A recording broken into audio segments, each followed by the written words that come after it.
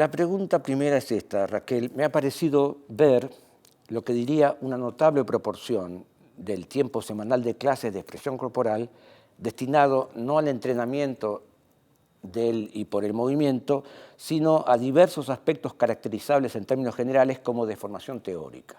De las 6 horas semanales de clase, 1/3 se destina a ello específicamente. Y a ello podría agregarse lo que sucede en el ámbito de las clases prácticas, en las que trabajo como músico en tu cátedra. En ellas se suele dedicar una parte no desdeñable a rondas de conversación, en general tanto antes como después del trabajo dancístico propiamente dicho. Ahora bien, estando tanto en el programa de la materia como en las palabras de la docente a cargo claramente caracterizada la expresión corporal como una forma de danza, ¿cuáles serían los motivos que llevan a dicha elección en cuanto al uso del tiempo disponible?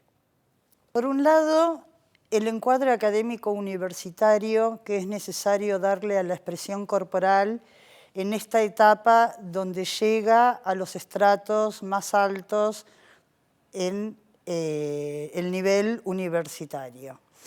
Según la ley federal, la Ley Superior de Educación, la universidad tiene por fin producir conocimiento, desarrollar el conocimiento en el más alto nivel con sentido crítico, creativo e interdisciplinario, difundir el conocimiento científico-tecnológico, difundir una sistemática reflexión intelectual, formar científicos profesionales y técnicos, promover el desarrollo de la investigación y las creaciones artísticas. Yo creo que la expresión corporal en su evolución llega por primera vez con el IUNA al nivel universitario. Entonces es tarea de docentes, investigadores y quienes producimos teoría adecuar esos marcos. Yo, en el espacio de mi libertad de cátedra, elegí 2 horas de la carga horaria de 6 para dar teoría. En esa teoría doy los fundamentos teóricos de los contenidos que ellos trabajan en expresión corporal. Es decir, esquema corporal, imagen corporal, movimiento expresivo, tono, conciencia corporal, percepción. Contenidos que considero son referentes, fundamentos y referentes de la práctica. Y yo considero que un profesional en expresión corporal formado en el nivel universitario tiene que conocer los fundamentos de los contenidos de la práctica para poder ejercerlos con idoneidad. Sucede también que yo hice esta elección porque si nosotros vemos el plan de estudio vigente de la carrera de expresión corporal, vemos que tienen prácticas y teóricas, las historias, filosofía, estética, las psicologías, fundamentos de la producción artística. Sin embargo, la especificidad en la que ellos se forman, que es de expresión corporal, tienen una sola materia, un cuatrimestre, entre 14 y 16 clases con suerte, en la cual van a ver el fundamento general de la expresión corporal. Por el otro lado, la idea de la universidad es que nosotros formamos licenciados, profesores e investigadores. ¿Cómo podría concebirse un investigador que no tenga formación teórica?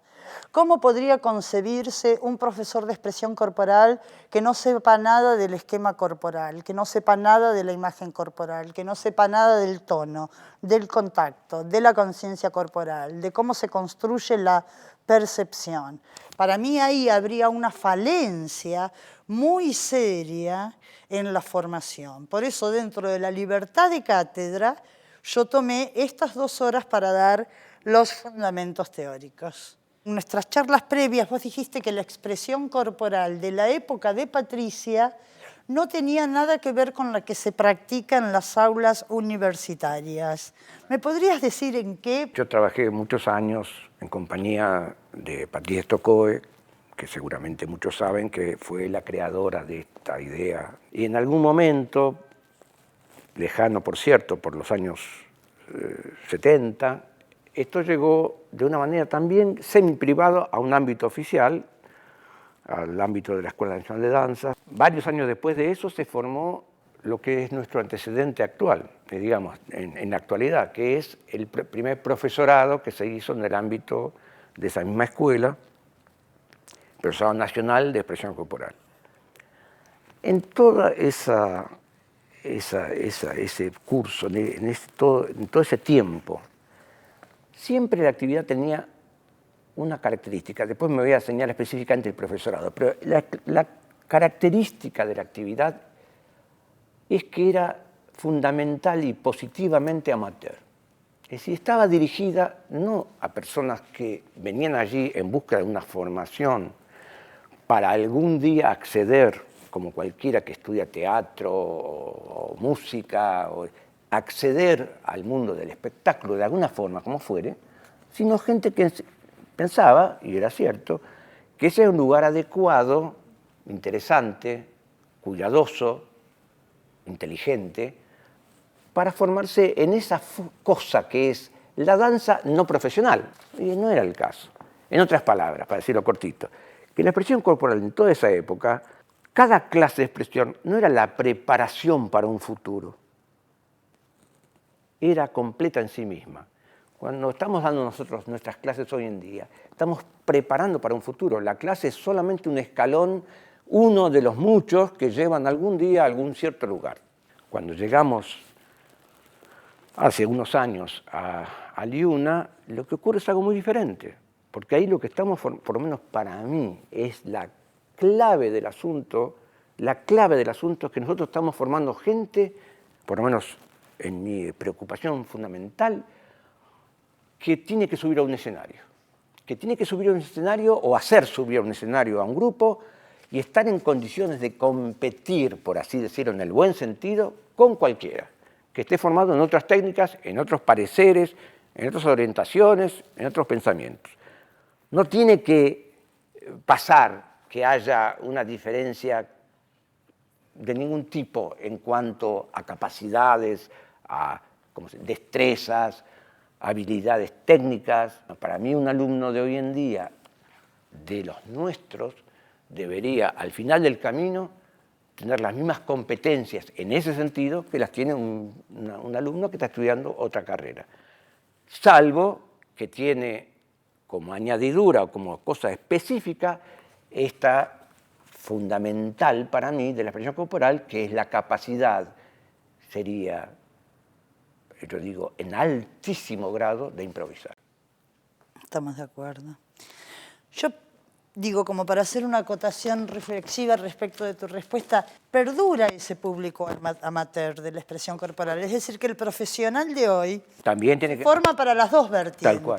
Para formar gente que quiera aparecer en la escena y para formar gente que quiere hacer martes y jueves expresión corporal, hacer danza como una experiencia de vida. Tal cual, tal cual. O como decía Patricia, todos pueden bailar. Tal cual. Aunque, decía, no todos están capacitados para el arte escénico. Tal cual. O sea, me parece fantástico que la expresión corporal haya aparecido como idea, porque efectivamente es a la danza como son los juegos teatrales al teatro. Yo entiendo la expresión corporal siguiendo los lineamientos de su creadora, Patricia Stokoe, como una forma de danza centrada en las percepciones corporales y en el despliegue poético del cuerpo, en la creación de danzas espontáneas, es decir, en el trabajo con improvisación. La improvisación está presente desde el momento mismo de la sensopercepción, que es la técnica de base de la expresión corporal, que es una técnica sensorial para la danza. Entonces, nosotros somos pioneros de las nuevas tendencias de la danza, porque uno no hace expresión corporal si su técnica de entrenamiento motora y expresiva no es la sensopercepción centrada en la conciencia corporal. Muchas veces las nuevas tendencias de la danza apelan a técnicas conscientes, Feldenkrais, Matías Alexander, que es maravilloso porque uno ve otro bailarín configurado. Pero esas son técnicas que apuntan a la salud. Mientras que la sensopercepción es una técnica sensorial para la danza. desde el comienzo, percibir el propio cuerpo no es solo para un manejo saludable del cuerpo, sino que es para desplegar su poética en la danza. Entonces yo creo que tendría la expresión corporal un buen aporte que hacerle a las nuevas búsquedas y que esto me permitiría encuadrar a la expresión corporal dentro del debate contemporáneo en el campo de las nuevas búsquedas de la danza, y mi interés también es ponerla en diálogo con los nuevos campos disciplinares que desde hace unos 20 años se han interesado por el cuerpo cuando antes no era un objeto de ellos, era un objeto específico de la biología. Sin embargo, desde hace unos años, sobre todo desde los últimos 20 años, ha aparecido una antropología del cuerpo, una sociología del cuerpo, una filosofía del cuerpo que tuvo congresos el año pasado en la UBA, que también al interesarse por el cuerpo extienden su interés inmediatamente sobre la danza, que es una producción del cuerpo. Las características de las nuevas tendencias de la danza para mí quedan descritas y explicadas de manera muy interesante en el libro de Marit Bardet, Pensar, Conmover, donde articula filosofía y danza. Y ahí nos dice que estas nuevas tendencias de la danza dejan la danza de pasos y poses, de movimientos secuenciados fijados en tiempo y espacio, que se aprenden por repetición, automatización e imitación de un modelo, y van en busca de una danza más sensorial, centrada en las percepciones del cuerpo, en la conciencia corporal, en el esquema corporal. Y en este sentido, la sensopercepción, que es la técnica de base de la expresión corporal, trabaja estos contenidos desde 1950. Es ahí donde yo creo que podemos hacerle un aporte a las nuevas tendencias de la danza y que a su vez nos encuadra a nosotros dentro de las nuevas tendencias de la danza porque nos emparentan las búsquedas.